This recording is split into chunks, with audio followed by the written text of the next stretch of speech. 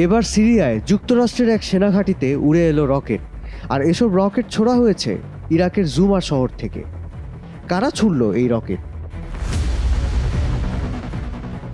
রবিবার সিরিয়ার উত্তর পূর্বে এক মার্কিন ঘাঁটি লক্ষ্য করে অন্তত 5টি রকেট ছোড়া হয়, তবে এতে কোনো হতাহতের ঘটনা ঘটেনি বলে দাবি কর্তৃপক্ষের।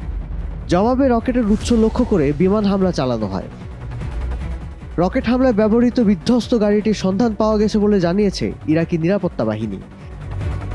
গত ফেব্রুয়ারি থেকে প্রায় 3 মাস এই অঞ্চলে মার্কিন সেনাদের ওপর ইরান ঘেঁষা সশস্ত্র গোষ্ঠীগুলোর হামলা বন্ধ ছিল। ইরাক থেকে মার্কিন সেনা সরিয়ে নেওয়ার বিষয়ে সম্প্রতি হোয়াইট হাউসে যুক্তরাষ্ট্রের প্রেসিডেন্ট জো বাইডেনের সঙ্গে দেখা করেছিলেন ইরাকের প্রধানমন্ত্রী। তিনি দেশে ফেরার একদিন পরই ঘটেছে এই হামলার ঘটনা। ইরাকি সশস্ত্র সংগঠন কাতাইব হিজবুল্লাহ হুঁশিয়ারি দিয়ে বলেছে, হামলা সবে শুরু হয়েছে। ইরাক থেকে মার্কিন সেনা সরিয়ে নেওয়ার বিষয়ে কোনো অগ্রগতি না থাকায় হামলা চালিয়ে যাওয়ার সিদ্ধান্ত নিয়েছে সশস্ত্র গোষ্ঠীগুলো।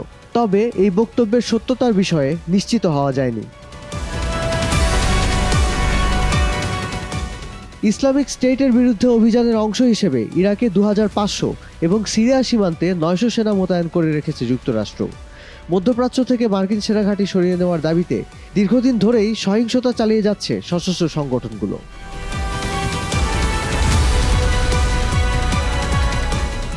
মধ্যপ্রাচ্য পরিস্থিতির সর্বশেষ খবর জানতে ভিজিট করুন prothomalo.com/video। ফলো করুন প্রথম আলোর ফেসবুক পেজ ও ইউটিউব চ্যানেল। থাকুন ভালোর সাথে, আলোর পথে।